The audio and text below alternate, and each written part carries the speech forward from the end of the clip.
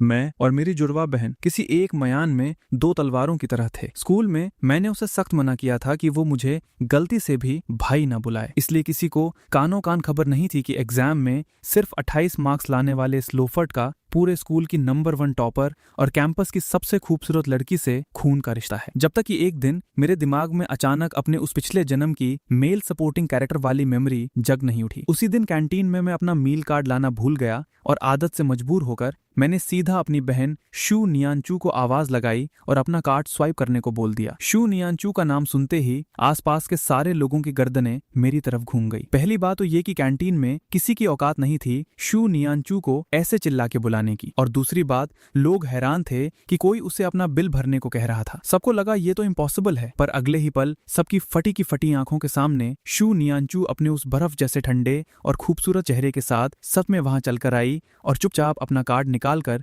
मेरी पेमेंट कर दी। होश उड़ गए सबके। स्कूल के ऑनलाइन फोरम पर तो जैसे भूचाल आ गया। शॉकिंग, आइस क्वीन शू नियांचू ने एक मिस्टीरियस लड़के का खर्चा उठाया। ये पोस्ट आते ही कमेंट सेक्शन पूरी तरह से ब्लास्ट हो गया। मैं अपनी जान की कसम खाकर कहता हूँ, कैंटीन नंबर 1 के 2nd फ्लोर वाले वेस्टर्न फूड एरिया में उस टॉपर गॉडेस को एक आवाज लगाई गई और वो सच में चुपचाप जाकर कार्ड स्वाइप कराई। अग्रीड +1। मुझे तो हमेशा लगता था कि शू नियांचू को जिंदा इंसानों से एलर्जी है। वो कभी किसी से बात ही नहीं करती, यहाँ तक कि टीचर्स को भी इग्नोर मार देती है। स्कूल फोरम पर बवाल मचा हुआ था, पर मेरा पूरा फोकस इस बात पर था कि आखिर मेरा अपना मील कार्ड गया कहाँ। शू नियांचू ने मेरा परेशान चेहरा देखा, काफी देर तक झिझकती रही, पर आखिरकार उसने अपना मुंह खोल ही दिया। स्कूल बैग, उसने धीरे से बोला। मैंने अपना सिर हिलाया और सीधा मना कर दिया। नहीं, किताब रखते टाइम मैंने पूरा बैग छान मारा था। तभी मुझे अचानक झटका लगा। ये चलती फिरती बर्फ की सिल आखिर बोल पड़ी। भले ही उसने सिर्फ 2 शब्द कहे थे, पर मैं मजे लेने से बाज नहीं आया। ओहो, तो आखिरकार मैडम ने अपने होठ खोल ही दिए। शू नियांचू के होठ जो अभी खुले थे एकदम से कस गए। वो वहीं अपनी जगह पत्थर की तरह सुन पड़ गई। आखिर में उसने अपना मील कार्ड जोर से टेबल पर पटका और बिना एक शब्द कहे अपनी सैलेड की प्लेट उठाकर वहां से निकल गई। मेरे बगल में बैठा जियांग रेन थोड़ा आगे खिसका और पूछा, हुआचुआन, तेरा और शू नियांचू का इतना तगड़ा कनेक्शन कब से बन गया? मैंने आलस भरे अंदाज में बस इतना कहा, बस बचपन से जानता हूँ उसे। मेरा ये जवाब सुनकर जियांग रेन के हाथ से फोक फिसल गया और प्लेट पर एक चुभने वाली आवाज आई। उसने धीरे से बड़बड़ाया, अच्छा तो ये बात है। मैंने हाँ में सिर हिलाया और उसे याद दिलाया, हाँ, और अपने खाने के पैसे वापस करना मत भूलना। जियांग रन एकदम हक्का बक्का रह गया। मैंने अपनी भौएं चढ़ाई और क्लियर किया, ये शू नियांचू के पैसे हैं, चुपचाप चुका देना। देखा जाए तो इस बॉडी के पुराने मालिक की जियांग रन के साथ अच्छी दोस्ती थी। उसे खाना खिला दिया तो कोई बड़ी बात नहीं थी, पर मैं तो कल ही इस बॉडी में आकर शिफ्ट हुआ था। मेरा और इस जियांग रन का सिर्फ आधे दिन का रिश्ता था। ऊपर से मुझे इस कैंटीन का खाना वैसे ही पसंद नहीं था। मैं इसका फ्री का ATM बनने के मूड में बिल्कुल नहीं था। जियांग रन ये सुनकर पूरी तरह से सदमे में चला गया और सिर झुकाकर धीरे से बोला, ओह, देखते ही देखते शाम की छुट्टी का टाइम हो गया। मैंने फ्लैश की स्पीड से अपना बैग पैक किया और क्लास से बाहर भागा। स्कूल गेट से बाहर निकलते ही अमीरों की गाड़ियों की भीड़ में मैंने एकदम सटीक तरीके से अपनी उस जींग ए 11111 नंबर वाली लग्जरी कार को टारगेट कर लिया। मैं गाड़ी में ठीक से बैठा ही था कि लेडी ड्राइवर ने इंजन स्टार्ट कर दिया। मैंने तुरंत उसे रोका और स्कूल गेट की तरफ इशारा करके बोला, शू नियांचू अभी तक बाहर नहीं आई है, थोड़ी देर रुको। लेडी ड्राइवर ने जल्दबाजी में समझाया, बड़े भैया, छोटी मालकिन को स्कूल के बाद क्लब एक्टिविटीज के लिए जाना है। उन्हें पिक करने के लिए दूसरी गाड़ी पहले ही लग चुकी है। Club activities? मैंने अपने फोन पर शॉर्ट वीडियोस स्क्रॉल करते हुए बिना किसी फर्क के सिर हिला दिया। ठीक है, फिर हम निकलते हैं। छुट्टी के बाद जल्दी से घर जाकर मस्त बेड पर लेटने के बजाय ये पता नहीं कौन से क्लब में जा रही है। मैं जो पढ़ाई के नाम से ही चिढ़ता हूँ, इसका ये सिस्टम मेरी समझ से बिल्कुल बाहर था। रात के खाने की टेबल पर मेरी माता जी ने शू नियांचू से बड़े प्यार से पूछा, मेरी प्यारी नियांचू, आजकल स्कूल में सब कैसा चल रहा है? शू नियांचू ने चुपचाप अपने चॉपस्टिक्स नीचे रख दिए और हल्के से सिर हिला दिया। मुंह से एक शब्द नहीं निकला। माँ के चेहरे पर सुकून वाली स्माइल आ गई। मैंने जो पिछली बार तुम्हें चेस की बुक दी थी, वो तुमने पूरी पढ़ ली ना? कुछ दिनों में मैं तुम्हें एल्डर फेंग के घर उनसे मिलवाने ले चलूंगी। शू नियांचू ने फिर से बिना किसी रिएक्शन के हामी में सिर हिलाया। मैंने जल्दी से अपने मुंह का खाना निगला, हाथ उठाया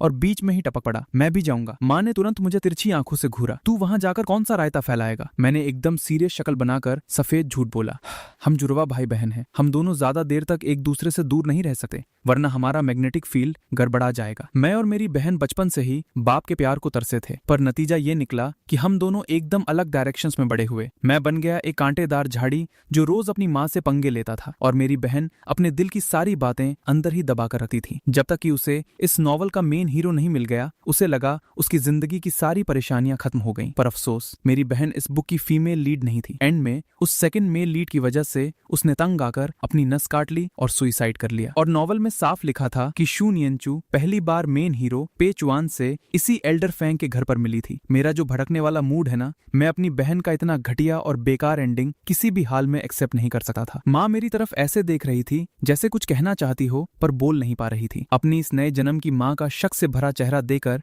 मैंने और झूठ बोलने का आइडिया ही ड्रॉप कर दिया। आपको उससे क्या मतलब, मैं क्यों जा रहा हूँ? कुछ भी हो, मैं आज वहां जाकर ही रहूंगा। तभी अचानक मेरे नए बाप चेन रेंग ने बीच में एंट्री मारी। छोटी नियंचू वहां पढ़ने जा रही है। हुआ चुआन, अगर तुम्हें घूमना ही है तो चेन अंकल के साथ आर्ट एग्जीबिशन देखने चलोगे? उसकी आवाज बहुत मीठी थी, चेहरे पर एक परफेक्ट प्लास्टिक स्माइल थी, बिल्कुल वैसी जिसे देखकर कोई गुस्सा नहीं कर सके। पर सुनने में ये बात जितनी चिकनी लग रही थी, असल में वो सीधे तौर पर ताना मार रहा था कि मेरा वहां जाना सिर्फ कतरा फैलाना होगा। साफ दिख रहा था उसकी इन मीठी बातों ने माँ के दिमाग को घुमा दिया था और वो अब कंफ्यूज थी। पर मैं तो वो बंदा था जिसे पूरी स्क्रिप्ट पहले से पता थी। नॉवल में इस चेन रिंग ने अपने इस नकली बाप वाले नाटक से ही इस बॉडी के असली मालिक का ट्रस्ट जीता था। पुराने होस्ट का गुस्सा कितना भी खराब क्यों ना हो, वो इस देर से मिले बाप के प्यार के आगे पिघल ही गया था। ये बिल्कुल रेगिस्तान के उस मिराज की तरह था जहां आपको पता होता है कि ये धोखा है, पर फिर भी आप उसे पाने की उम्मीद लगा बैठे हैं। इसी वजह से बात की स्टोरी में पुराना होस्ट फीमेल लीड के रास्ते में हमेशा कांटे बिछाता रहा, और इस सब के पीछे पक्का इस चेन रिंग का ही दिमाग चल रहा था। जब मुझे याद आया कि इस बॉडी का असली मालिक एंड में जेल की हवा खाता है,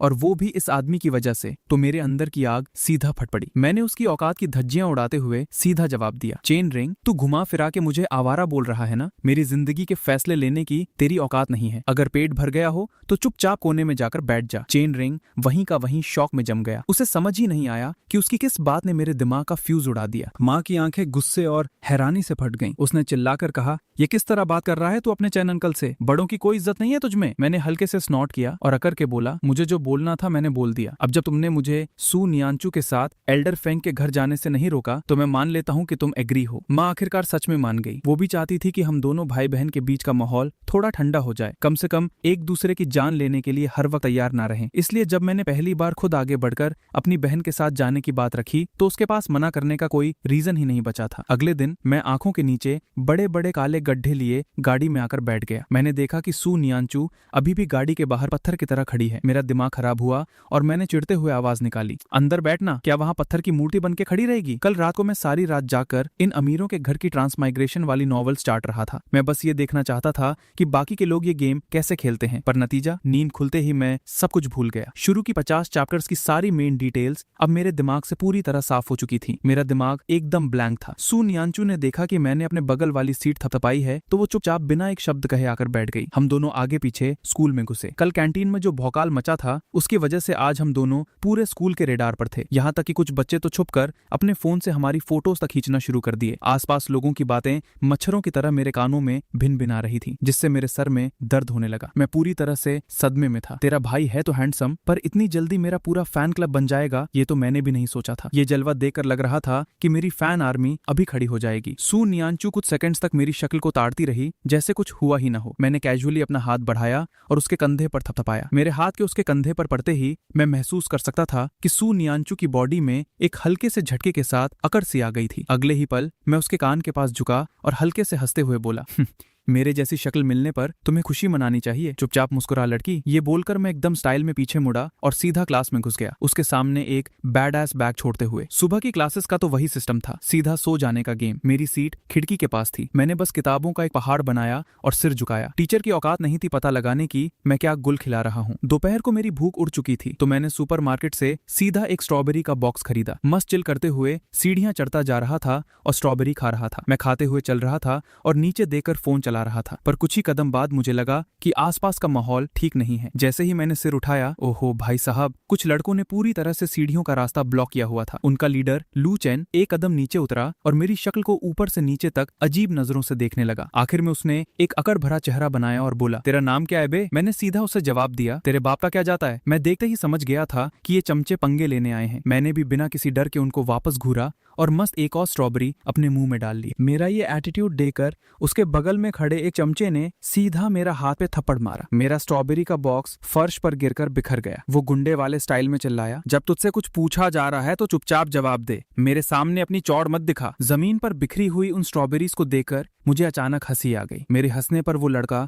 पूरी तरह भड़क उठा, मेरी तरफ उंगली पॉइंट करके चीखा, तू हंस क्यों रहा है बे? किसने बोला तुझे हंसने के लिए? हंसी मेरे चेहरे पर आती है, मैं हंसू या ना हंसू इसके लिए तुझे रिपोर्ट करूं क्या? मैंने उसे एक तगड़ी आई रोल दी, आराम से बैठा और एक एक करके अपनी स्ट्रॉबेरीज वापस डब्बे में डालने लगा। फिर मैंने अपना सिर उठाया और उनकी तरफ देख के बोला, मैं इसलिए हंस रहा हूँ क्योंकि तुम लोग बिल्कुल पुराने जमाने के मालिक और उनके कुत्तों जैसे लग रहे हो। क्यों, नए जमाने में जी भर गया क्या जो ये घटिया सिस्टम की फील लेने आ गए हो? वो चमचा अभी मेरी तरफ उंगली दिखाकर बोला, तू क्या बे? अपनी उंगली नीचे रख। मेरे सब्र का आखिरी लेवल भी अब खत्म हो गया था। भाड़ में जा तू। अच्छे दिन हजम नहीं हो रहे क्या जो आ गया मुझसे पंगे लेने? तुझे पता भी है कि ये स्ट्रॉबेरी 50 रुपए का एक डब्बा है। लू चेन की भौहें गुस्से से सिकुड़ गई। वो मेरे इस रिएक्शन से बिल्कुल खुश नहीं था। उसके दिमाग में पक्का यही चल रहा था कि मेरे जैसा बदतमीज लुखा आखिर सू नियांचू के कनेक्शन में कैसे आ गया। उसने एक ठंडी आवाज में पूछा, तेरा और सू नियांचू का आखिर चक्कर क्या है? सू नियांचू का नाम सुनते ही मेरी आंखें सिकुड़ गई और मैंने बिना किसी रहम के जवाब दिया, मैं उसका बाप लगता हूँ। लू चेन चाहे कितना ही शांत क्यों ना दिख रहा हो,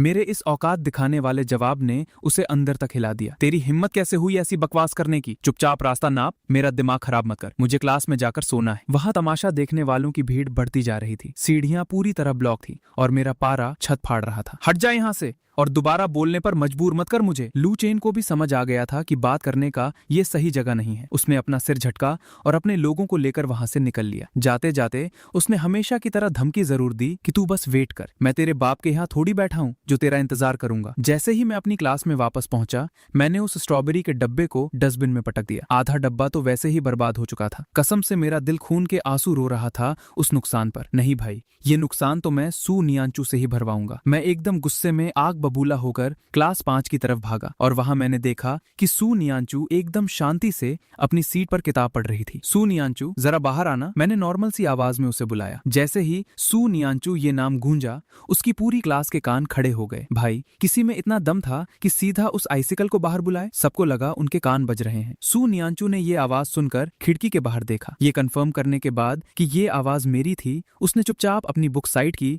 और उठकर कॉरिडोर में आ गई। कॉरिडोर में सू नियांचू की वो काली आंखें बिना पल के झपकाए मुझे घूरती रही। उसकी नजरें मुझसे पूछ रही थीं कि आखिर मसला क्या है। मेरी स्ट्रॉबेरी के पैसे दे। सू नियांचू की आंखों में पूरी तरह से कंफ्यूजन फैल गया। मैंने गुस्से में अपना होंठ चबाते हुए चिड़चिड़ापन दिखाया। उसका चेहरा वैसा ही ब्लैंक था, पर अचानक उसकी आंखों में हल्की सी ठंडक आ गई। वो जानती थी कि ये मेरे गुस्से का सिग्नल है। उसे लगा मैं अपने पुराने अवतार में वापस आ गया हूँ और अपना सारा गुस्सा उस पर निकालने आया हूँ। उसे लग गया था कि कल मैंने जो भी किया वो सब सिर्फ एक ढोंग था। सू नियांचू की आंखों में एक ठंडी रोशनी चमकी और उसका चेहरा तुरंत डार्क हो गया। उसने चुपचाप अपना सिर नीचे झुकाया और उस तूफान के टूटने का वेट करने लगी जो मेरी तरफ से आने वाला था। सुना नहीं तूने? मेरी स्ट्रॉबेरी का पैसा दे। 50 रुपए का डब्बा था, मैंने बस 2-4 ही खाए थे। मैंने देखा वो सिर झुकाए बिना कोई आवाज किए खड़ी थी, तो मैंने हाथ बढ़ाया और हल्का सा उसके माथे पर उंगली मार दी। जैसे ही मेरी उंगलियों ने उसे छुआ, सू नियांचू की ठंडी बर्फीली शक्ल सीधा पूरी तरह से शर्म और हैरानी में बदल गई। आखिरकार जब मेरा दिमाग पूरी तरह खराब होने लगा था, तब उसने मुश्किल से एक सेंटेंस बोला, मेरा कार्ड तो तुम्हारे पास ही है। मेरी आईब्रोज एकदम से ऊपर उड़ गई। मुझे तब जाके याद आया, भाई सही बात, सू नियांचू ने कल मुझे कैंटीन में अपना मील कार्ड ही दे दिया था। मैं इतनी सी बात दिमाग से कैसे निकाल गया? अरे सॉरी यार, मैं भूल गया था, मेरी गलती। फिर मैंने आवाज थोड़ी नीचे की और पूछा, तूने पिछले कुछ दिनों में किसी से पंगा लिया है क्या? सू नियांचू मेरे चेहरे को देखती रही और हल्के से उसने जवाब दिया, नहीं लिया तो ठीक है, तेरा भाई चलता है। मैं 2 कदम चला होऊंगा कि अचानक मेरे दिमाग में कुछ चमका। होगा। मैं वापस मुड़ा और पूछा, क्या तू आज शाम को भी उस सोसाइटी एक्टिविटी में जाएगी? पर सू नियानचू रुक सी गई, जैसे अंदर ही अंदर किसी गहरी लड़ाई में फंसी हो। उसमें अपनी पूरी ताकत लगाई, तब जाकर वो धीरे से मना करते हुए सिर हिला सकी। ठीक है फिर, मैंने ऑर्डर दे दिया। छुट्टी के टाइम मैं तेरी क्लास के बाहर वेट करूंगा, हम साथ में चलेंगे। इस बार मैंने उसकी हाँ का वेट ही नहीं किया और वापस मुड़कर चल दिया। हम साथ में चलेंगे। ये 5 वर्ड्स सू नियानचू के दिमाग में लगातार टिक टिक कर रहे थे। उसका दिमाग पूरी तरह से ब्लैंक हो गया था। वो जैसे वहीं की वहीं जम गई थी। जब तक मैं कॉरिडोर के उस कोने से पूरा गायब नहीं हो गया, तब तक वो झटके से होश में आई। उसका दिल बुलेट ट्रेन की स्पीड से धड़क रहा था। ऐसा लग रहा था कि उसकी छाती फाड़कर बाहर निकल आएगा। मैं उसके साथ घर जाने के लिए तैयार हूँ। पिछले कई सालों से उसने इस चीज को फील करने का सोचा तक नहीं था, और अब मैंने खुद ऑफर दिया था। क्या वो कोई सपना देख रही थी? जब वो नशे में चलने जैसे हालत में अपनी क्लास में घुसी, तो सब सुनने वाले क्लासमेट्स वापस ऐसे बैठ गए जैसे कुछ हुआ ही ना हो। सू नियानचू को उनकी किसी हरकत से फर्क नहीं पड़ा और वो चुपचाप जाकर अपनी सीट पर बैठ गई। अगले ही सेकंड स्कूल का ऑनलाइन फोरम फिर से ब्लास्ट हो गया। इस बार पोस्ट करने वाले ने सीधा मेरी और शू नियानचू की एक HD फोटो डाल दी थी और उस फोटो के साथ कैप्शन लिखा था, हमारी टॉपर क्वीन ने खुद बोला है कि उनका मील कार्ड उस लड़के की पॉकेट में है। शू नियानचू का ऐसी क्लोजनेस में आना अपने आप में सदी का सबसे बड़ा चमत्कार था। सब जानते हैं कि नॉर्मल डेज में अगर कोई उसके थोड़ा सा भी करीब आ जाए तो वो अपने उन जमाने वाले नजरों से ही उसको 800 मीटर पीछे फेंक सकती थी। किसी फिजिकल टच की तो तुम बात ही छोड़ दो। पोस्ट के व्यूज रॉकेट की तरह शूट हुए। उधर जियांग रेन उस फोटो को घूरकर इतना गुस्से में था कि उसके पीछे वाले दांत पिस गए। उसकी जलन स्क्रीन से बाहर फट रही थी। मेरा वो हवाई डायलॉग बस बचपन से जानता हूँ याद करके उसके अंदर अचानक धोखा खाने वाली फीलिंग आई। वहां मेरे शेर रेगुलर टाइम में तो बहुत सीधा बनता था, साला चुपके चुपके इस स्कूल की आइस क्वीन के साथ गेम खेल लिया। ठीक उसी टाइम ग्रेड 11 के बॉयज वॉशरूम के अंदर एक और लड़का उसी पोस्ट को घूर रहा था। वो गुस्से में बोला, चैन भाई, पोस्ट में लिखा है इस बंदे का नाम हुआई चुआन है, क्लास 3 का। चलो अभी क्लास 3 चलते हैं और इसका हिसाब करते हैं। वॉश बेसिन का पानी धड़ धड़ आवाज कर रहा था। लू चैन ने बहुत आराम से हाथ साफ किए, टिश्यू का गोला बनाया और डस्टबिन में फेंक दिया। भाड़े के लोगों को भेज देना। भाड़े के लोग सुनते ही बगल में खड़े लोगों का दिमाग चल गया और उन्होंने आपस में एक इशारा किया। पर मैंने चेक किया है, वो डेली अपनी पर्सनल लग्जरी कार में निकलता है, उसे हैंडल करना इतना आसान नहीं है। अचानक बाथरूम का दरवाजा फट करके खुला और सबका ध्यान उस पर गया। मैं तुम्हारी मदद कर सकता हूँ। दोपहर के 4 बजे छुट्टी की बेल ठीक अपने टाइम पर बजी। मैंने अपना बैग का चेन बंद ही किया था कि जियांग रेन मेरे पास आ गया। मैंने बैग पहनते वक्त हल्का सा रुकर रिया किया। क्या हुआ? जियांग रेन ने मेरे गले में हाथ डाला। उसकी एक आंख बाहर गेट के तरफ ठहरी थी, पर उसने जानबूझकर अपनी आवाज तेज की और बोला, अबे क्या सोच रहा है, चल गेट से साथ निकलते हैं। मैं उसे उधर ही मना करना चाहता था क्योंकि मैंने शू नियानचू के साथ चलने का फिक्स किया था। बीच में किसी तीसरे को लाना बिल्कुल अजीब लग रहा था। ऊपर से मेरा इस जियांग रेन के साथ चलने का कोई प्लान नहीं था, पर आज ये भाई पूरा फिक्स होकर आया था। उसने बुलेट स्पीड पर बोला, मेरा दोस्त आज अपनी बंदी के साथ चला गया है, तू बस मेरे साथ जूनियर बिल्डिंग तक थोड़ा पैदल चल ले, मैं बैक गेट के रास्ते अपनी गाड़ी पकड़ लूंगा। भाई ने इतनी बात बोल दी थी तो मुझे मना करते ठीक नहीं लगा। हम क्लास से बाहर ही आए थे कि सामने शू नियानचू दीवार का सहारा लेकर मेरा वेट कर रही थी। मैंने तुझे तेरी क्लास के गेट पे वेट करने कहा था ना, यहाँ कैसे आ गई? शू नियानचू तुरंत स्ट्रेट खड़ी हो गई। मैंने कैजुअली सिर हिलाया। बगल में खड़े जियांग रेन को देखकर मैंने सीधा उसको इंट्रोड्यूस किया। ये मेरा क्लासमेट है, हमारे रास्ते में आ गया, थोड़ी देर तक साथ चलेगा। जियांग रेन ने कभी इस बर्फ की पहाड़ी को इतने पास से फील नहीं किया होगा। जो हमेशा बोलता रीछ था अब नर्वस हो गया और अजीब तरीके से अपना सिर खुजाने लगा। हेलो, मैं जियांग रेन हूँ, और हाँ, पिछली बार वो नूडल्स का ट्रीट देने के लिए थैंक्स, उसने बोला। शू नियानचू वही अपनी बर्फीली शक्ल में थी, एक शब्द तक नहीं बोला, बस मेरे और पास चिपका के चलने लगी और अपनी स्पीड तेज कर दी। हुआई चुआन, नेक्स्ट ट्यूसडे की छुट्टी के बाद उधर सामने स्ट्रीट पर नया इंटरनेट कैफे खुला है, वहाँ थोड़ी देर चलेंगे? तूने लास्ट टाइम हाँ बोला था। मैंने जियांग रेन की सीरियस आंखें देखी तो सोचकर हाँ बोल दिया। ठीक है। जूनियर बिल्डिंग आने तक जियांग रेन ने गुड बाय वाले हाथ हिलाए, पर उसकी आंखें लगातार शू नियानचू के चेहरे पर चिपकी हुई थी। हमें पिकअप के लिए जो गाड़ी आई थी वो हमेशा की तरह स्कूल के गेट पर फिक्स खड़ी थी। जैसे ही मैं और शू नियानचू गाड़ी में बैठे, लेडी ड्राइवर हमें साथ देकर पूरी तरह हैरान थी। उसने ऐसे ही पूछ लिया, मलिक आज सोसाइटी एक्टिविटी में नहीं जाएंगी? उसके मुंह से शब्द निकलते ही उसे अफसोस हो गया। ये कितनी बकवास कर रही है, ऐसी अजीब बातों का मैडम कभी जवाब नहीं देती। ये तो खुद अपनी बेइज्जती करवाना था। गाड़ी की AC पहले से चल रही थी। मैं बैग से एक वेट टिश्यू निकाला अपना पसीना पोंछने के लिए और बिना सोचे एक शू नियानचू को भी दे दिया। हाँ, उसको आज कोई सोसाइटी एक्टिविटी नहीं करनी। वो रोज उधर क्यों जाती है? क्या सोसाइटी वाला गेम इतना मजेदार होता है? Lady driver rear view mirror में ये सीन देखकर अंदर से इमोशनल हो गई। बड़े साहब आजकल उसके सवाल का जवाब दे रहे हैं। शू नियंचू ने वो भीगी शीट ली और बहुत ही ठहरे हुए अंदाज में जवाब दिया, नॉर्मल है। अगर नॉर्मल है तो आखिर वहां जाती क्यों है? घर आकर गेम खेलना ज्यादा अच्छा नहीं है क्या? मैं तो लॉजिक लगाकर बोला था। मैंने देखा शू नियंचू बस मुझे घूर रही है, तो मेरा कंट्रोल नहीं हुआ और मैं दोबारा उसके फोरहेड पर उंगली मार आया। ऐसे घूर क्या रास्ती है बुद्धू कहीं की? ड्राइवर ने पीछे मुंह बनाकर सोचा, छोटी मैडम बुद्धू थोड़ी है, वो तो एक जीनियस है। शू नियंचू ने हल्की आवाज में एक निकाला और अपना सिर घुमाकर शीशे के बाहर देखने लगी। तभी मुझे याद आया कि पहले मैंने उसके साथ गाड़ी में आने से चिढ़कर मना कर दिया था, इसलिए वो जानबूझकर क्लास खत्म होने के बाद सोसाइटी हॉल में 1 घंटा अपना और टाइम बर्बाद करती थी। अब सिस्टम बदल गया है। कहीं वो अब ये टेंशन तो नहीं ले रही थी कि मैं आगे जाकर उसे गाड़ी से बाहर निकाल दूंगा। लगातार ऐसे दिन रात पढ़ाई करते हुए अब लग रहा है मेरी हार्ट बीट ही रुक जाएगी। तो मैं सीधा होम ऑफिस का दरवाजा बजाया और माँ के सामने पूरे अकड़ से बोला, मुझे छुट्टी चाहिए। कहाँ दिक्कत है तेरे? माँ ने फोल्डर डेस्क पे रखा और मुझे ऊपर से नीचे तक स्कैन किया। मैं एकदम सीरियस फेस बनाकर जवाब लाया, मेरी पूरी बॉडी में दर्द हो रहा है। पूरी बॉडी में दर्द का मतलब तो मरना होता है ना? तो लगता है तू मर गया है। माँ मेरी इस बात पर गुस्से से हंस दी। उसने ड्रॉर खोला और एक क्लॉथ हैंगर निकाला। लगता है आज तेरा DN करना पड़ेगा। दिन भर मुंह से कब्रिस्तान वाले शब्द निकालता रहता है। तू औकात पर आएगा अभी? मैं ऑफिस रूम में कुत्ते की तरह भागकर बचने की कोशिश कर रहा था। मैं ठीक नहीं हूँ, मुझे स्कूल नहीं जाना, मुझे रेस्ट चाहिए। तेरी ये डिक्टेटरशिप नहीं चलेगी। आराम तो मरे हुए लोगों के लिए है। छोटे खरगोश चुपचाप खड़ा रहे। वहाँ वो इनामल का पॉट रखा है, देख। मैं थोड़ी ही इडियट हूँ जो खड़ा रहूंगा और मार खाऊंगा। मैं इतनी स्पीड में भागा कि मेरी बैक किसी चीज से जोर से टकरा गई। अगले ही पल एक क्रैश की जोरदार आवाज आई। वो हैवी इनामल पॉट सीधा जमीन पर गिरकर पाउडर बन गया। उस पॉट के टूटने की आवाज के साथ मेरी माँ का दिल भी टूट गया होगा। आवाज सुन अंदर शू नियंचू तुरंत दरवाजा खोलकर अंदर आ गई। उसने पहली नजर मेरे ऊपर डाली, दूसरी नजर वहां सदमे में खड़ी माँ पर और लास्ट नजर फ्लोर में बिखरे हुए रंगीन कांच पर। इस आवाज को सुनकर चेन रंग भी भाग कर आया। जमीन पर वो बिखरे कांच देखकर उसका दिल मुंह को आ गया। उसने मुंह पर हाथ रखकर अपनी चीख दबाई। मैंने वहां से एक कदम पीछे लिया और हल्के से बोला, माँ। मैं माँ का प्यार जगाना चाहता था, पर उसकी उन खूनी नजरों को देखकर मैं अंदर तक कांप उठा। मैंने फोर्स्ड हंसी के साथ मामला संभालना चाहा। ये सब तो एक्सपर्ट वाले ठीक कर देंगे ना? तेरा ये पूरा बिल मैं भरूंगा। ओल्ड शू, तुम टेंशन मत लो, मैं इसे एकदम नया जैसा बनवा दूंगा। माँ इस नुकसान से इतने सदमे में थी कि वो कुछ बोल नहीं पाई। बस उसके हाथ में पकड़ा हैंगर कांप रहा था। ये खतरनाक सीन देखकर शू नियंचू चुपचाप वहां से निकल गई और चेन रिंग ने भी पतली गली पकड़ ली।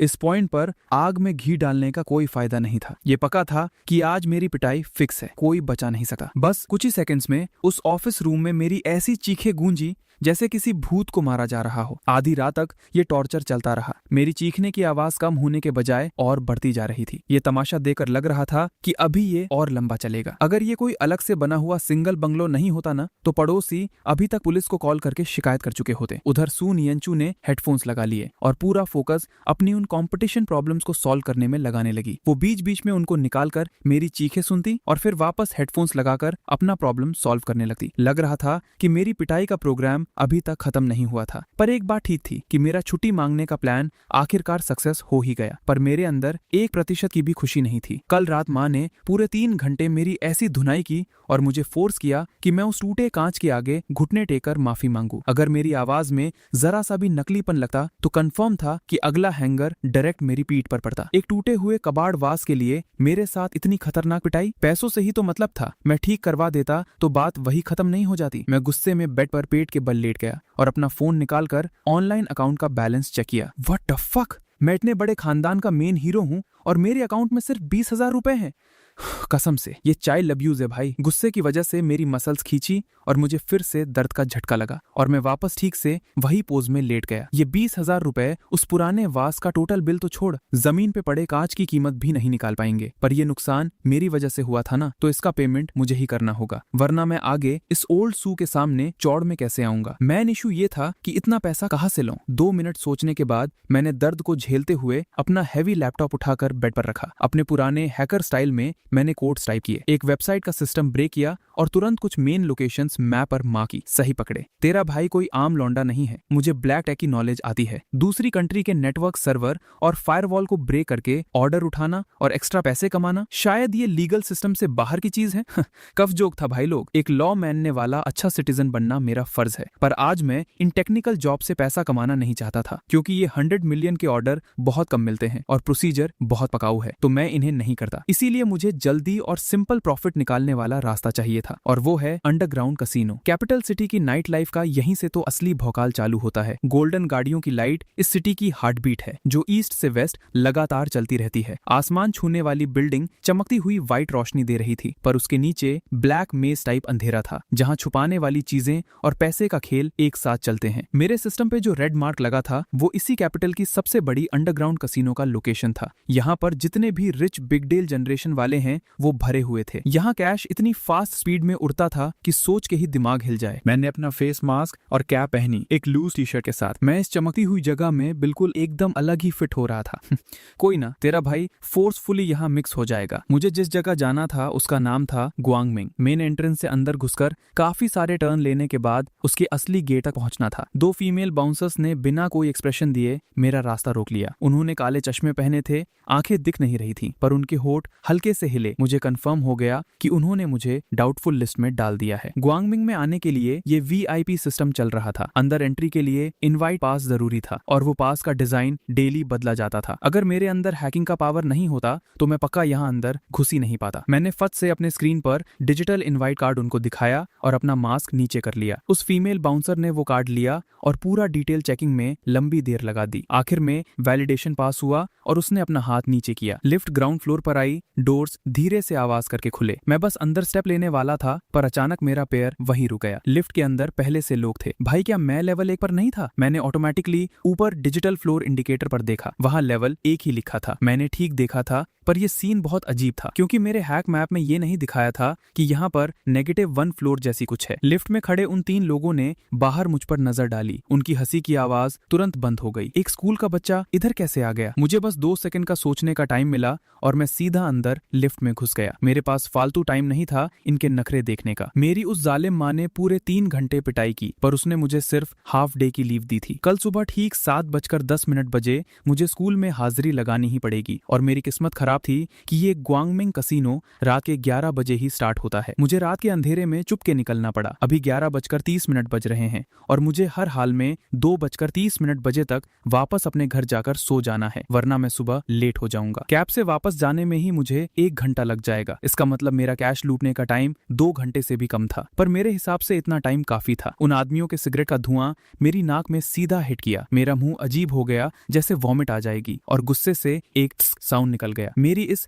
आवाज का असर हुआ या पता नहीं क्या, उस आदमी ने तुरंत अपनी सिगरेट जमीन पर फेंककर अपने जूते से मसल दी। ओए छोटे भाई, तू यहाँ अपने घर वालों को ढूंढने आया है क्या? एक फुल अलसी और फ्लर्ट वाली मीठी फीमेल वॉइस आई। मैंने अपना सिर घुमाकर देखा। एक औरत ने रेड सिल्क शर्ट पहनी हुई थी। उसके चेहरे पर हल्की सी स्माइल थी और उसने ये बात बोली थी। उसकी शर्ट के ऊपर के 2 बटन खुले हुए थे और उसके हल्के से हिलने से उसके कॉलर बोन्स बहुत अट्रैक्टिव लग रहे थे। मैंने एक बार देखा और फिर अपना दिमाग वहां से हटा लिया। शामुजो की खूबसूरत आंखें थोड़ी मुड़ गई थी और उसकी आवाज मेरे लिए अब और सॉफ्ट और ठहरी हुई लग रही थी। वो शायद सोच नहीं सकती थी कि मैं एक बार देख के ही वापस पलट जाऊंगा। उसकी आंखों में कुछ देर के लिए हैरानी आई और उसे मेरा ये वाला रिएक्शन थोड़ा अलग और मजेदार लग रहा था। हार्मोन्स वाले बच्चे सब ऐसे ही होते हैं। शामुजो ने बुरा नहीं माना, बल्कि मेरे साथ बात आगे बढ़ाने में उसे और इंटरेस्ट आने लगा। बच्चे, ये जगह तेरे टाइप की खेल कूद की नहीं है, तू गलत जगह आ गया है ना। पिछले सीन से आगे बढ़ते हुए मैं अभी भी एकदम चुप था। शिया मुरान ने मेरा ये ठंडा और अकड़ वाला एटीट्यूड देकर अपने होंठ से कोड़े और तुरंत सबसे लेफ्ट में खड़ी औरत की तरफ आंख मारी। सू चेंचियान की निगाहें मेरे ऊपर से फिसली और फिर उसने अपनी पलकें झुकाकर मुझ जैसे स्टूडेंट दिखने वाले लड़के को ऊपर से नीचे तक स्कैन किया। उसकी आंखों की परछाई के अंदर क्या गेम चल रहा था कोई घंटा नहीं समझ सकता था। लिफ्ट का दरवाजा डिंग करके खुला और मैं चौड़ में लंबे कदम रखते हुए सबसे पहले बाहर निकल गया। वो तीनों औरतें भी मेरे पीछे पीछे लिफ्ट से बाहर आ गईं। कैसीनो का मैनेजर एक झलक में उन्हें पहचान गया और तुरंत अपने चेहरे पर चमचागिरी वाली बड़ी सी स्माइल चिपकाकर उनकी खातिरदारी के लिए आगे भागा। शिया मुरान ने आराम से अपना हाथ सू चेंचियान के कंधे पर रखा और उसकी हंसी छुपे नहीं छुप रही थी। आजकल के ये अंडर एज छोटे लड़कों को भी कसिनो में खेलने का शौक चढ़ गया है। क्या ये बात हजम होने वाली है? अंडर एज बच्चों को तो इनवाइट पास मिलना ही नामुमकिन है। शेन चिंगजू ने उसको एक ताना भरी नजर दी और अपने हाथ फोल्ड करके एकदम प्रो स्टाइल में 2nd फ्लोर की तरफ चलने लगी। मुझे बस इस बात की चुल मची है कि ये लौंडा अंदर घुसा कैसे। सू क्वेन की नजरें मेरे जाने वाले रास्ते पर टिकी थी। उसने धीमी आवाज में मैनेजर को ऑर्डर दिया कि जाकर मेरे इनवाइट पास की डबल चेकिंग करे। मैनेजर हुक्म सुनते ही वहां से फर्राटे से निकल गया। गुआंगमिंग कैसीनो, जो इस कैपिटल सिटी का सबसे बड़ा अंडरग्राउंड पैसा उड़ाने वाला अड्डा था, वहां का माहौल किसी इंटरनेशनल टॉप कैसीनो से बिल्कुल कम नहीं था। 20 से ज्यादा टाइप के गेम्स एक साथ चल रहे थे। हर टेबल पर भीड़ जमकर खड़ी थी और वहां चिप्स के खनकने की एकदम एनर्जेटिक आवाज और हाइप भरा माहौल था। महंगे और चमकते हुए कपड़े पहने लड़के लड़कियां इस नशे में पूरी तरह डूबे हुए थे। उनकी लग्जरी ज्वेलरी और फ्लैश करती हुई महंगी वॉचेस बिना कुछ बोले उनकी असली औकात और तगड़े पैसे का भौकाल दिखा रही थी। जिधर भी मेरी नजर जाती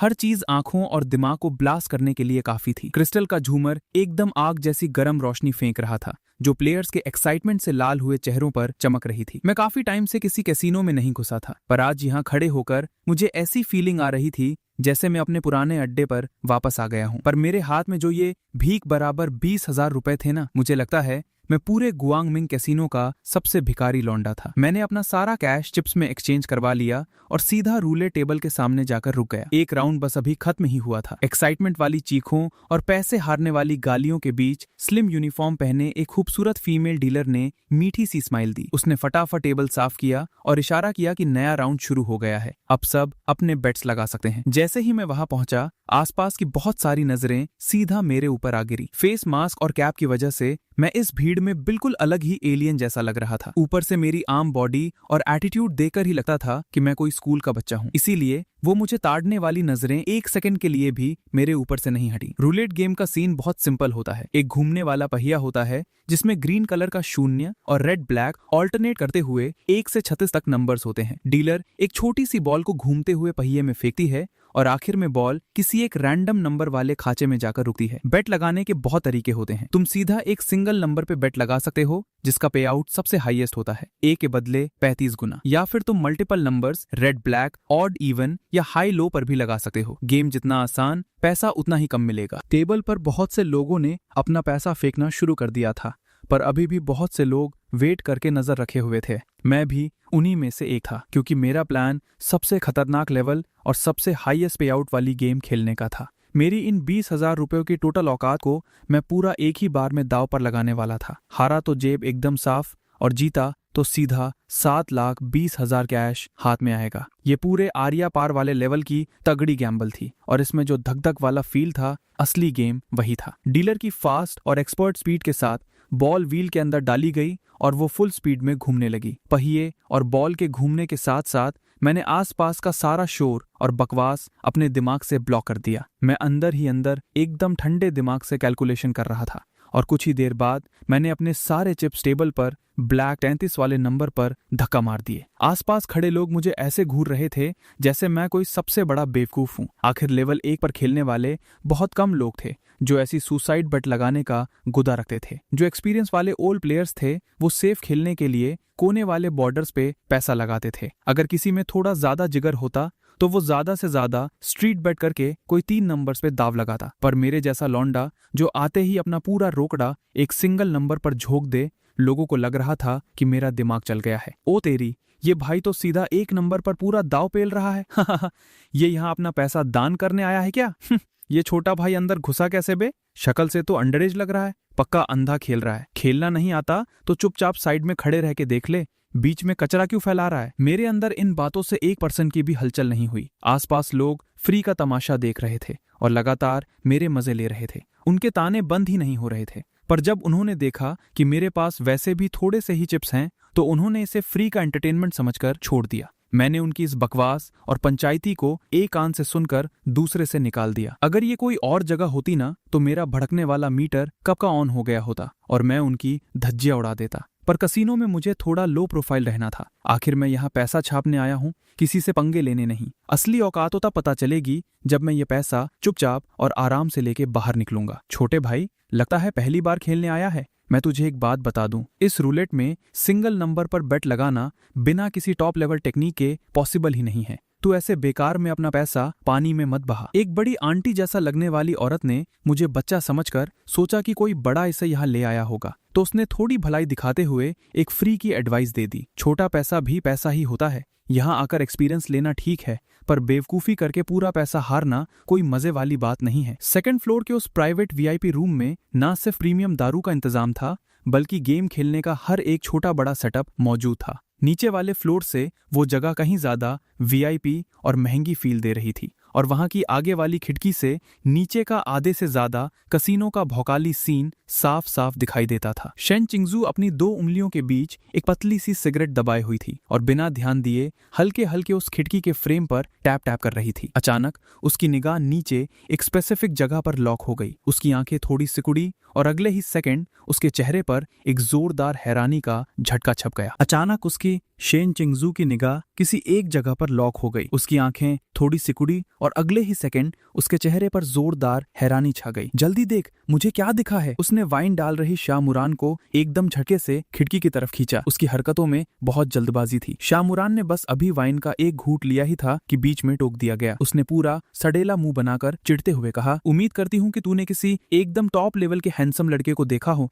वरना कसम से मैं तुझे यहीं काट डालूंगी। शामुरान ने जैसे ही शेन चिंगजू की उंगली के डायरेक्शन में देखा, एक ही नजर में उसने मुझे उस गैम्बलिंग टेबल के पास खड़ा देख लिया। उसकी आंखें फटकर बड़ी हो गईं और वो इतने सदमे में थी कि आधी देर तक उसके मुंह से एक शब्द नहीं निकला। क्या बवाल हो गया? सू चिंगची ने अभी अभी अपना फोन कॉल खत्म करके फोन जेब में डाला ही था, तभी उसने शामुरान का वो भूत देखने वाला रिएक्शन देखा और वो उनके पास चलकर आई। जिंदी, तू सपने में भी नहीं सोच सकती, वो अंडर एज बच्चा सच में कसीनो में घुसकर जुआ खेल रहा है। तुझे नहीं लगता इस कसीनो के बॉस को सालों तक अंदर जेल की हवा खानी पड़ेगी? शामुरान अभी भी होश में नहीं आई थी। वहीं सू क्वियन क्वान की नजरें उस गैम्बलिंग टेबल पर टिक गईं और उसके होंठों पर एक हल्की सी मुस्कान आ गई। मुझे क्या पता, वैसे भी इस जगह की बॉस मैं थोड़ी ना हूँ, और तू ये कैसी इंसानों वाली बातें कर रही है? शामुरान ने उसे अजीब सी नजर से घूरा और पूछा, उस बच्चे की औकात और बैकग्राउंड का कुछ पता चला क्या? अगर बाउंसर्स ने उसे अंदर आने दिया है, इसका मतलब उसके पास पक्का इनवाइट पास था, पर वो इनवाइट पास उसके हाथ कैसे लग गया? सू क्वियन क्वान ने एकदम स्टाइल में अपनी वाइन का घूंट लिया और धीरे से सिर हिलाया। अभी तक कुछ नहीं मिला। शेन चिंगजू की नजरें टेबल से एक सेकंड के लिए भी नहीं हटी। उसने पूरे फोकस के साथ बोला, मैं तुम दोनों को बता रही हूँ, ये बच्चा कोई आम लौंडा नहीं है। इसने अपने सारे चिप्स सीधा ब्लैक 33 पर फेंक दिए हैं। सिंगल बेट आर या पार। इसका जिगर सच में फाड़ लेवल का है। मेरे इस मूव ने सू चिंची को भी थोड़ा हैरान कर दिया था। उसने खिड़की से नीचे मेरी तरफ झांका। मेरी कैप आगे की तरफ काफी झुकी हुई थी, जिसने मेरा आधा चेहरा छुपा रखा था। मैं बिना हिले बस उस घूमते हुए रूलेट व्हील को घूर रहा था, पर मेरी बॉडी में टेंशन या डर का 1% भी नामो निशान नहीं था। मैं एकदम आराम से खड़ा था, यहाँ तक कि मेरे हाथ में कोला का कप था जिसे मैं मस्त सिप मार रहा था, जैसे बस यहाँ टाइम पास करने आया हूँ। वीआईपी रूम में उन तीनों के अलावा बाकी के दोस्त टेबल पर फुल हाइप में अपना गेम पेल रहे थे। उन तीनों को खिड़की के पास स्टैचू बने देकर उन्होंने इनको भी खेलने के लिए आवाज लगाई। शेन चिंगजू ने हाथ हिलाकर मना कर दिया। बाकी लोगों ने भी ज्यादा फोर्स नहीं किया, क्योंकि इस वीआईपी रूम के अंदर ये तीनों ही असली बॉस फिगर्स थी। नीचे उस रूलेट व्हील की स्पीड धीरे धीरे कम हो रही थी। टेबल के आसपास खड़े सारे गैम्बलर्स ने अपनी सांसें रोक ली थी। पूरा सीन एकदम शांत हो गया था। सबकी निगाहें उस एक छोटी सी बॉल पर फेविकोल की तरह चिपक गई थी, और इन सब के बीच मैं ही एक अकेला बंदा था जो एकदम अलग जोन में था। मेरे चेहरे पर कोई टेंशन नहीं थी, बिल्कुल ठंडा दिमाग। मैंने तो अपना फोन निकाल लिया और आराम से शॉर्ट वीडियोस स्क्रॉल करने लगा। एक फनी कमेंट पढ़कर मैं जोर से हंस भी पड़ा। मेरी साइड में खड़ी वो आंटी ये देखकर पूरी तरह यकीन कर चुकी थी कि मैं बस अपने घर वालों के साथ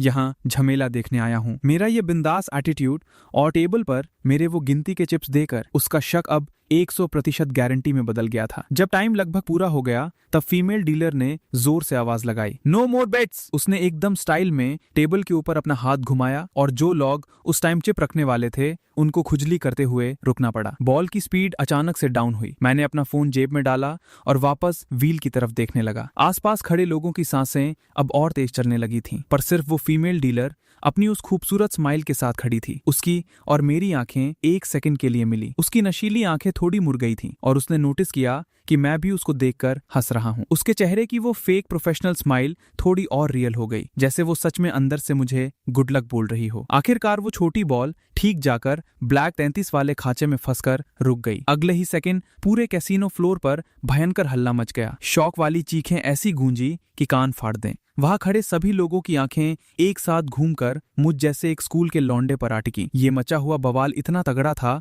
कि ऊपर सेकंड फ्लोर तक इसका भूचाल महसूस हो रहा था। शिया मुरान के मुंह से लगातार ओए भाई साहब जैसे बॉम्ब निकलने लगे। वो इतनी हाइप हो गई थी कि जैसे वहीं से उड़कर नीचे आएगी। शुक्र है सू चैंचैं का फास्ट रिएक्शन जिसने तुरंत अपना हाथ आगे बढ़ाकर उसे वहीं दबाकर रोक लिया। भाई ये तो अलग ही लेवल की चीज है। भाई साहब, इसकी किस्मत किस भगवान ने लिखी है? इसका लका मीटर तो सीधा फाड़ के बाहर आ गया है। शेन चिंगजू भी सदमे में जम गई थी। मैं सोच रही थी ये बच्चा सिर्फ चौड़ दिखा रहा है, पर इसकी किस्मत तो आसमान फाड़ रही है। ऐसा लग रहा है जैसे कुबेर महाराज सीधा इसकी जेब में बसेरा डालकर बैठे हैं। क्या इसे ही न्यूबी ऑरा बोलते हैं? अगर मुझे पता होता तो मैं भी अपनी पहली गेम में ऐसी ही चौड़ दिखाती। ऐसी किस्मत देकर किसी को भी जलन और गुस्सा आ जाए। पता नहीं कितने लाखों गैम्बलर्स इस मोमेंट का सपना देखते हैं, पर ऐसा मिराकल लक से मिलता है, पैसे फेंक कर नहीं। पर सू चेंचा का दिमाग बिल्कुल अलग लेवल पर चल रहा था। उसने ये साफ साफ देखा था कि नीचे खड़े उस लड़के ने तब बेट लगाई थी जब बॉल पहले ही व्हील में स्पिन होना शुरू हो चुकी थी। अगर वो सच में पहली बार खेल रहा होता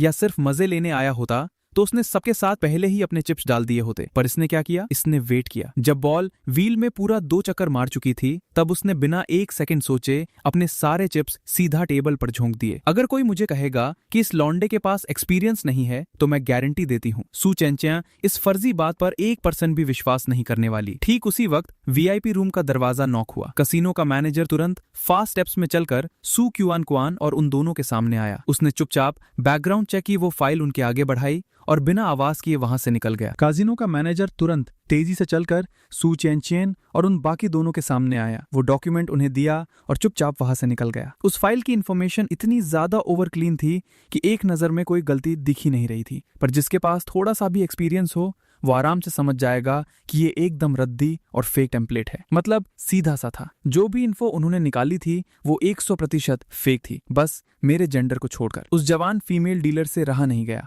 और उसने अपनी कैप नीचे किए हुए इस लड़के को यानी मुझे 2-3 बार और घूर कर देखा। कजिनो एक ऐसी जगह है जहां हर औकात और हर कैटेगरी के लोग आते हैं। यहाँ लंबा टाइम बिताने के बाद नेचुरली इंसानों को पहचानने वाली एक्सरे आंखें बन ही जाती हैं। वो हाई क्लास महंगे कपड़े पहने हुई अमीर औरतें जो अपने साथ छोटे चिकने लड़के लेकर घूमती हैं, उन्हें बड़े दाव खेलना पसंद होता है। करोड़ों रुपए हारने के बाद भी उनकी पलकें नहीं झपकती। उनका मकसद सिर्फ मजे लेना होता है। और दूसरी तरफ वो टाइप के गैम्बलर्स जो पूरे सोने चांदी में लदे होते हैं, उनका गेम और भी ज्यादा खतरनाक होता है। उनमें भयंकर गैम्बलिंग का नशा होता है। उनके चिप्स का अमाउंट हिला देने वाला होता है और हर राउंड की जीत हार उनकी औकात और जिंदगी से जुड़ी होती है। ये जन्नत और नर के बीच का जो झटका होता है ना, ये उनके दिमाग में एक अलग ही लेवल का नशा देता है, बिल्कुल किसी हार्ड ड्रग्स की तरह। पर मेरे जैसा बंदा जो एंट्री मारते ही एकदम क्लियर टारगेट लेके आता है, जिसके एक्शन फास्ट होते हैं और जो सीधा 1 हिट किल करता है, मेरी वाइब इस आसपास की भीड़ से बिल्कुल मैच नहीं खा रही थी। ऐसे लोगों को तो वैसे सीधा 2nd फ्लोर के वीआईपी रूम में इनवाइट कर लिया जाता है। ग्वांगमिंग कैसीनो 2 फ्लोर्स में बटा हुआ था। 1st फ्लोर का मेन हॉल उन सभी गेस्ट के लिए था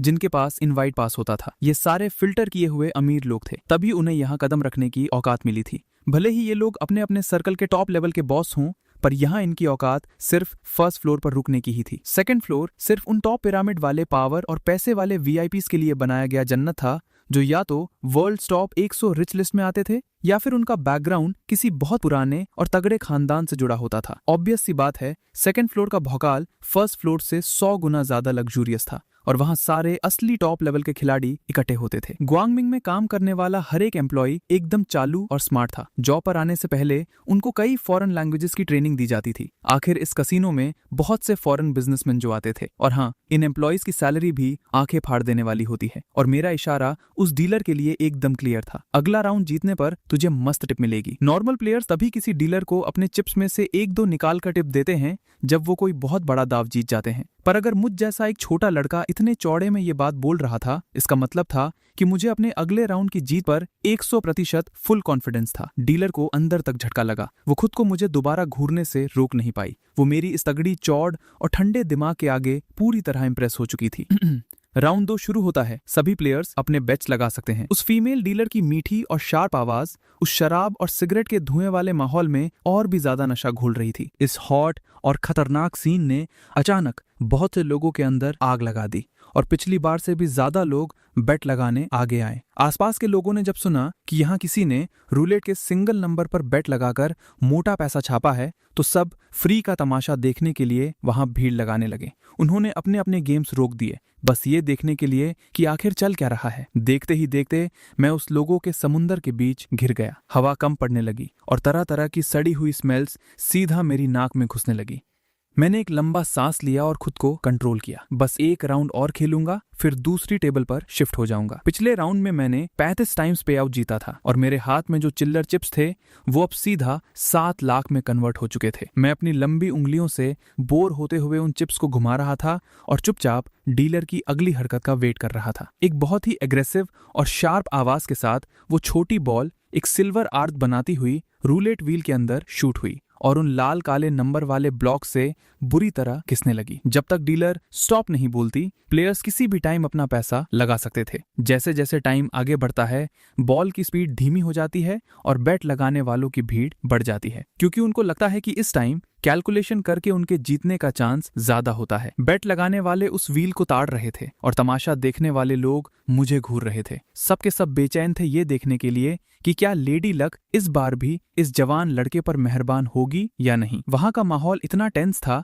जैसे हवा भी जम गई हो, पर तेरा भाई एकदम रिलैक्स मोड में था। मैंने तो वहां से उठाकर एक केक लिया, अपना मास्क थोड़ा नीचे खींचा और एक छोटा सा टुकड़ा काटकर सीधा मुंह में डाल लिया। ये वही केक था जो मैंने अभी उस भलाई करने वाली आंटी से मंगवाया था। कसीनो के अंदर एक स्पेशल फूड एरिया भी था। ग्वांगमिंग कसीनो, जो खुद को कैपिटल सिटी का नंबर 1 मानता था, वहां का खाना भी टॉप क्लास लेवल का था। स्पेशल इंटरनेशनल शेफ्स रखे गए थे और रोज नई नई मस्त डिश बनती थी, पर मैंने बस एक बाइट खाया और वो गोल्डन चम्मच वहीं पटक दी। टेस्ट एकदम एवरेज था, बड़ी मुश्किल से गले के नीचे उतरा। उस आंटी ने मुझे रुकते हुए देखा तो आदत से मजबूर होकर पूछा, क्या हुआ, स्वाद नहीं लगा क्या? मैंने अभी वेटर से पूछा था, उसने बताया कि इस केक को सबसे ज्यादा ऑर्डर किया जाता है। मैंने केयरलेसली वो चम्मच साइड में रखी और एकदम फ्लैट टोन में बोला, क्रीम बहुत हैवी है, इसने रॉ कोकोनट का असली टेस्ट ही दबा दिया, बस एवरेज है। आंटी वहीं पर हकी बकी रह गई, सोचने लगी कि उसको खुद ये टेस्ट क्यों नहीं पता चला। मैंने थोड़ी देर दिमाग लगाया और सोचा कि चल ग्वांगमिंग की स्वीट्स को एक और चांस दे देता हूँ।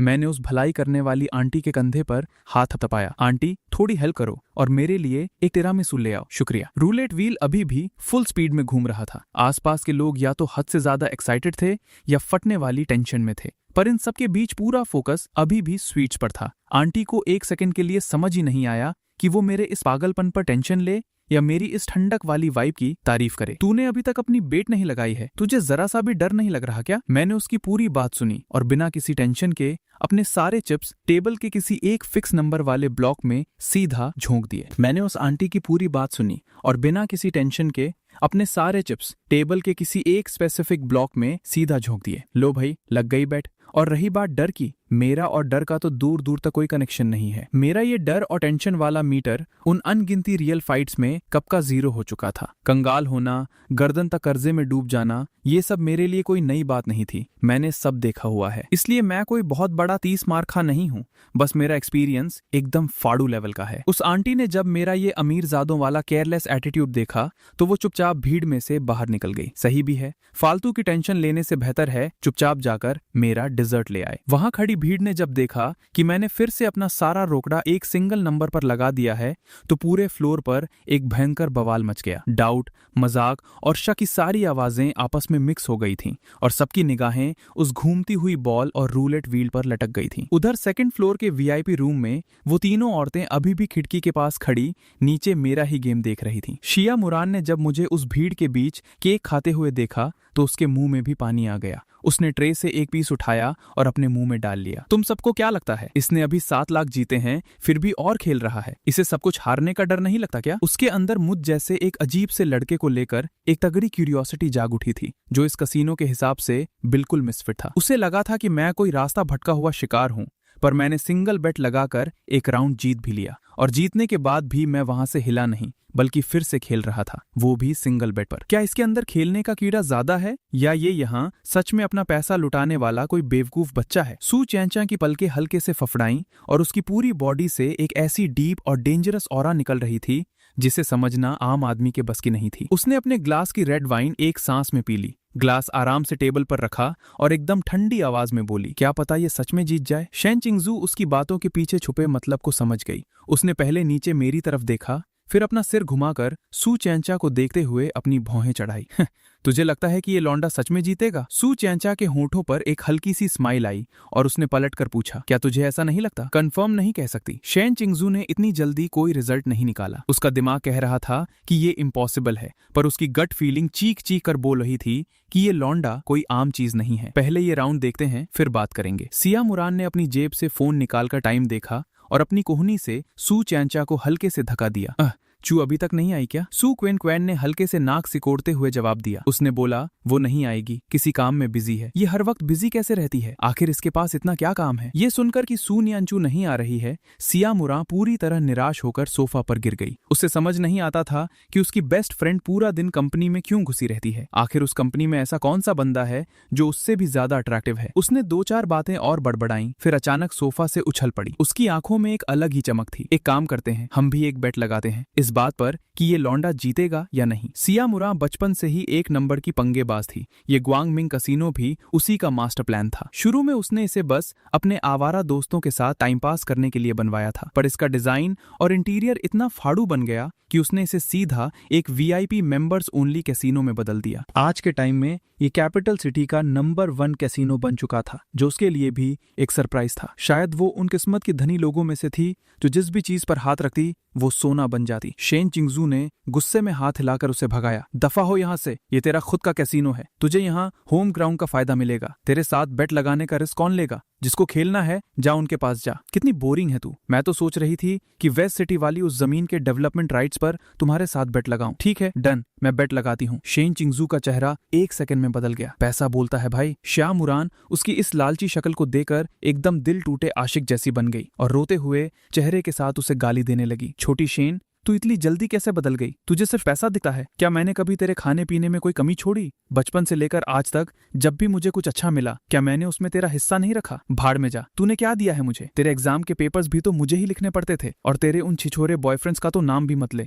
उनकी बात सुनते ही मेरा दिमाग खराब हो जाता है। शेन चिंगजू अंदर से पूरी तरह इरिटेट हो चुकी थी। उसकी किस्मत ही झंड थी जो प्राइमरी स्कूल से ही उसे इस शिया मुरान जैसी बेवकूफ लड़की के साथ एक क्लास में डाल दिया गया था। शिया फैमिली के रूल्स बहुत स्ट्रिक्ट थे और वो अपने बच्चों से बहुत उम्मीद रखते थे, इसलिए उन्होंने बचपन से ही प्राइवेट ट्यूटर्स लगा रखे थे। पर शेन फैमिली का सिस्टम बिल्कुल अलग था। उनका मेन फंडा था खुला छोड़ दो। वो रिसोर्सेस पूरे देते थे, पर आगे क्या उखाड़ना है वो उस बच्चे की खुद की किस्मत और मेहनत पर डिपेंड करता था। शेन चिंगजू एक आजाद पंछी की तरह थी, पर जैसे ही उसकी टक्कर शिया मुरान से हुई, उसे भी घसीटकर उस प्राइवेट ट्यूटर की क्लास में बिठा दिया गया। यहाँ तक कि टेस्ट पेपर्स भी उसके लिए ही छापने पड़ते थे। हाई स्कूल तक आते आते शिया मुरान ने हर जगह अपने आशिक बना लिए थे, और जब भी कोई सिर दर्द या पीछे पड़ने वाला लड़का होता तो सारा कचरा साफ करने का ठेका शेन चिंगजू पर डाल देती थी। अगर शिया मुरान उसकी बेस्ट फ्रेंड नहीं होती तो कसम से वो उसको कब का जिंदा गाड़ चुकी होती। ये सब बातें याद करके उसने एक तगड़ी आई रोल दी और चिढ़ते हुए बोली, मेरी बेट है कि ये लौंडा हारेगा। मैं भी बेट लगाती हूँ कि ये हारेगा। शिया मुरान ने हंसते हुए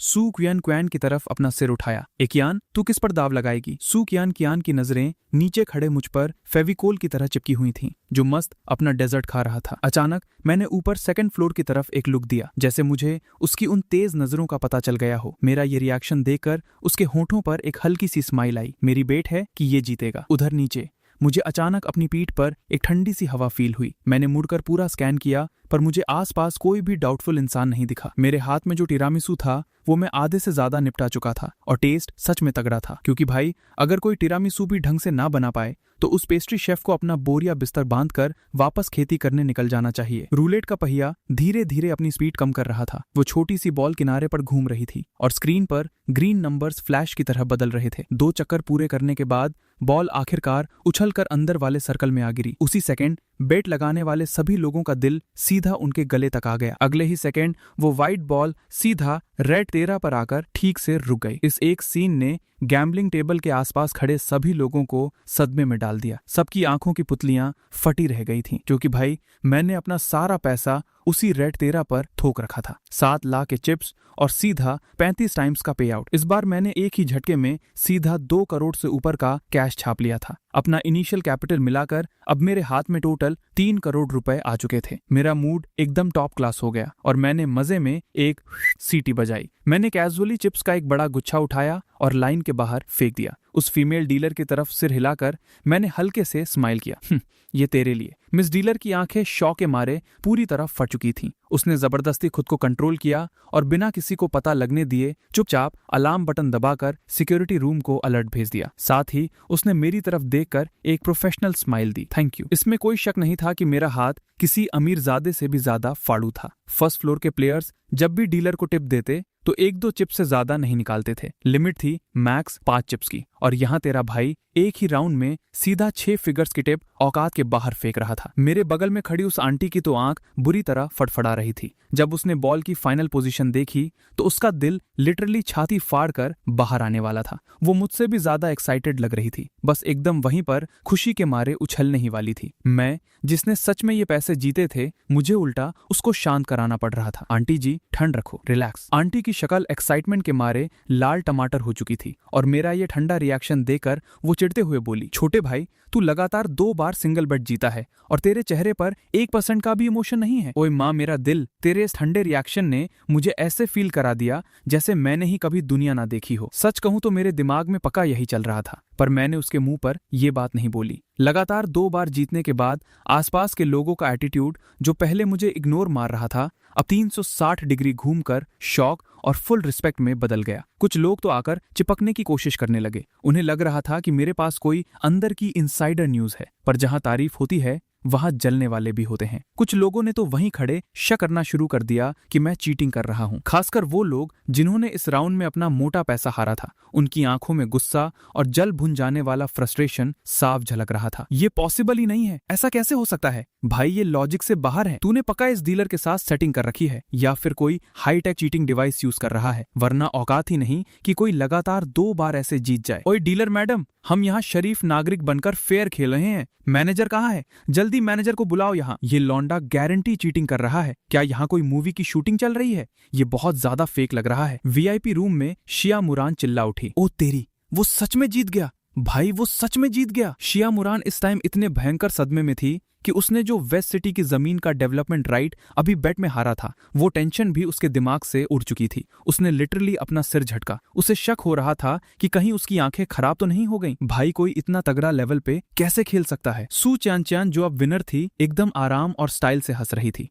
आइयो देखा, गलती से जीत गई मैं तो। शिया मुरान ने उसको तिरछी नजर से देखा और पूरी तरह स्पीचलेस हो गई। फायदा उठाकर ऊपर से चौड़ भी दिखा रही है। ये बेशर्मी वाली हरकत सिर्फ सू क्वेन ही कर सकती थी। पर शिया मुरान ने ये लाइन सिर्फ अपने दिमाग में सोची, मुंह से एक शब्द निकालने की उसकी हिम्मत नहीं हुई। ओए, मामला थोड़ा गड़बड़ लग रहा है। शिन चिंगजू ने नीचे मच रहे बवाल को देखते हुए अपनी भौहें सिकुड़ी। लगता है वो छोटे मियाँ मुसीबत में फंस गए हैं। लोग उस पर चीटिंग का इल्जाम लगा रहे हैं। सू क्वेन भी एक कदम आगे आई और खिड़की से नीचे झांका। नीचे पूरा फ्लोर मच्छी मार्केट बन चुका था। उधर मैं चुपचाप अपने चिप्स लेकर निकलने के मूड में था, पर उन भीड़ के कुत्तों ने मेरा रास्ता रोक लिया और मुझसे जबरदस्ती लॉजिक और प्रूफ मांगने लगे। अब मैं उन्हें क्या प्रूफ दूं बे? मैंने तो बस थोड़ी सी बेसिक फिजिक्स यूज की थी। बॉल की स्टार्टिंग पोजीशन, एंडिंग पॉइंट और रूलेट व्हील के रोटेशन एंगल को कैलकुलेट करके मैंने उसके गिरने का एरिया प्रेडिक्ट किया था और आखिर में थोड़ा लका तड़का लग गया। बस इतनी सी बात थी। कसीनो का हॉल पहले ही धुएं से भरा था और अब ये चिपकू भीड़ मुझे घेर कर और ज्यादा इरिटेट कर रही थी। दिमाग का दही हो गया यार, हद से ज्यादा कचरा है। बैंग! अगले ही सेकंड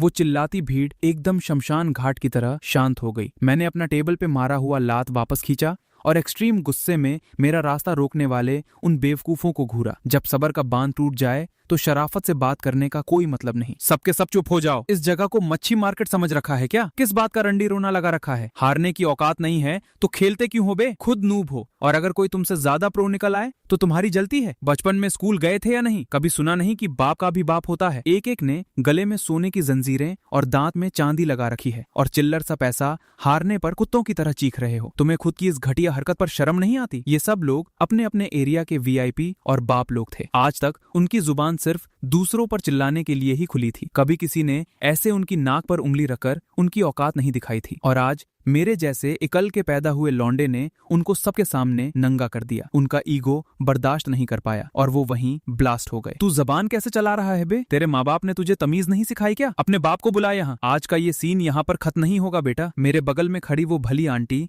ये सब और झेल नहीं पाई। उसने मुझे प्रोटेक्ट करने के लिए अपने पीछे छुपाया और एक बच्चे को ऐसे टारगेट करने पर उन सारों पर भड़क गई। बड़े बूढ़े हो गए हो, थोड़ी तो शर्म करो। एक बच्चे के पीछे हाथ धोकर पड़ गए हो। उसने अपने दिमाग और दम पर पैसा जीता मिलता है। तुम लोग यहाँ फालतू का तमाशा करके क्या उखाड़ लोगे? लाखों करोड़ का आना जाना क्या इस कसीनो में कोई नई बात है? आंटी को सच में समझ नहीं आ रहा था कि ये लोग इस छोटी सी बात पर इतना घटिया रिएक्ट क्यों कर रहे हैं। पर तभी मैंने उसके पीछे से एकदम ठंडे भौकाल वाले स्टाइल में एक लाइन फेंकी, क्योंकि इनकी जली इस बात की है कि ये एक लौंडे से हार गए, और वो भी एक ऐसा लौंडा जो अभी स्कूल का बैग टांगता है। आंटी ने मेरी ये बात सुनी और मुड़कर मुझे देखा। उसका चेहरा एकदम स्पीचलेस हो चुका था, जैसे समझ न आ रहा हो कि मैं पागल हूं या जीनियस। दूसरी तरफ मेरी ये सीधा ईगो पे चोट करने वाली बात सुनकर उन अमीरों की बची कुची इज्जत भी नीलाम हो गई। वो ईगो हर्ट होने की वजह से पूरी तरह आग बबूला हो गए और फिर से कुत्तों की तरह भौंकने लगे। उसी मोमेंट मैंने बिना एक वर्ड सोचे एक और जोरदार फ्लाइंग किक उस गैम्बलिंग टेबल पर दे मारी। इस बार की उस टक्कर की बैंग आवाज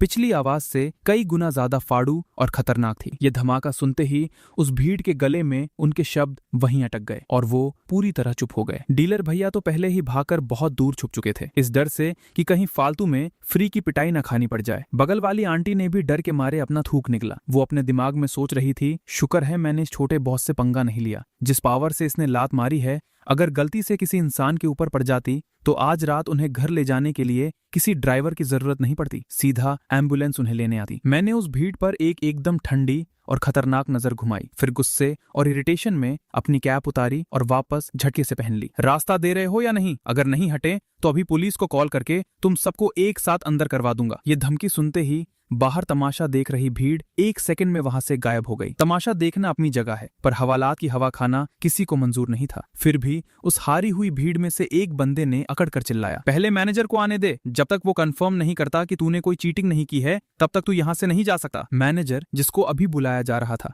वो बुलेट की स्पीड से भागता हुआ वहां पहुंचा। आते ही उसकी पहली नजर सीधा मुझ पर लॉक हो गई, जो लगातार 2 राउंड जीता था। जैसे ही उनको उस फीमेल डीलर का अलार्म मिला था, उन्होंने सिक्योरिटी रूम में तुरंत उस टेबल की हर एंगल की कैमरा रिकॉर्डिंग निकाल ली थी। उन्होंने वीडियो को स्लो मोशन में डालकर कई बार चेक किया और उसके बाद वहां बैठे सभी लोग पूरी तरह सदमे में साइलेंट हो गए। सबके चेहरे ऐसे उड़ गए थे जैसे सच में किसी भूत को देख लिया हो, क्योंकि छानबीन करने के बाद भी उन्हें मेरी कोई गलती या चीटिंग की ट्रिक नहीं दिखी। इस लौंडे ने, यानी मैंने, फोन चलाने और केक खाने के अलावा और कुछ किया ही नहीं था। मेरे एक्शंस में 1% का भी कोई डाउटफुल मूव नहीं था। तो इन सबका सिर्फ एक ही जवाब निकलकर सामने आया, ये मेरी असली पावर और मेरा असली भौकाल था। मैनेजर जैसे ही सीन पर पहुंचा, वो हारी हुई भीड़ कुत्ते की तरह उस पर झपटी और मेरी शिकायत करने लगी। उन रोतड़ू वीआईपीस का पूरा रोना धोना सुनने के बाद उस स्मार्ट और चालू मैनेजर ने पहले अपनी मीठी आवाज से उन्हें शांत किया और फिर आराम से बोलना शुरू किया। आप सबका यहाँ की शांति बनाए रखने के लिए शुक्रिया। हमने अभी अभी सारी सीसीटीवी फुटेजेस डीपली चेक की हैं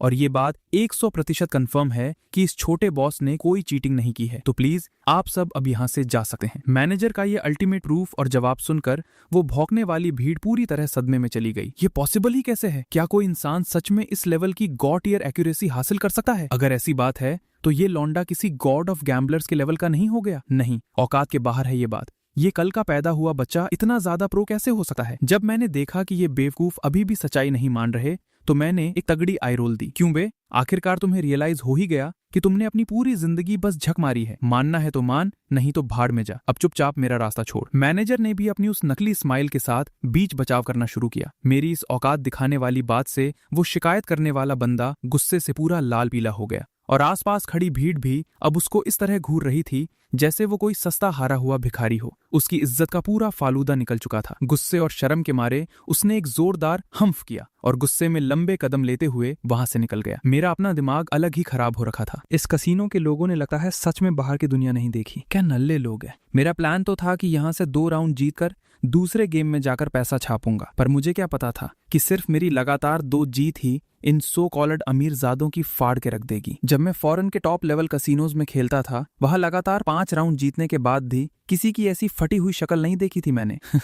ओहो, ये छोटा लौंडा तो काफी खतरनाक और वायलेंट निकला, शिया मुरान ने चटकारे लेते हुए कहा और वो इस तमाशे को और भी मजे से देखने लगी। उसने जिस ताकत से 2 लात मारी थी, उससे तो उस गैम्बलिंग टेबल के अंदर एक बड़ा सा गड्ढा बन गया होगा। क्या मुझे अब इस लड़के से अपने टेबल का नुकसान भरना चाहिए? शेन चिंगजू ने उसकी बात सुनकर हल्के से हंस दिया। अगर वो थोड़ा भौकाल नहीं दिखाता तो काम कैसे चलता? तूने देखा नहीं उस भीड़ को? एकदम उन भूखे भेड़ियों की तरह थे जिनको मांस का टुकड़ा दिख गया हो। ऐसा लग रहा था जैसे वो सब इस बच्चे को जिंदा ही चबा जाएंगे। उसके दिल में उन सब हारे हुए लोगों के लिए सिर्फ नफरत और सस्ती फीलिंग थी। सच में सब के सब एक नंबर के घटिया नई अमीर हुई पब्लिक है, जिनमें जीरो क्लास और औकात है। इतनी सी चिल्लर बात के लिए सब मिलकर एक अकेले बच्चे को बुली कर रहे थे। तभी तो मैं सोचूं, ये लोग पूरी जिंदगी आगे क्यों नहीं बढ़ पाते? यही औकात है इनकी। सू चेंचियन वापस मुड़कर अपने सोफा पर आराम से बैठ गई। उसकी उन शार्प और ऊपर उठी हुई भौहों के नीचे उसकी आंखें एकदम गहरी और रात से भरी लग रही थीं। जब वो स्माइल नहीं करती तो उसके चेहरे से एक एकदम ठंडी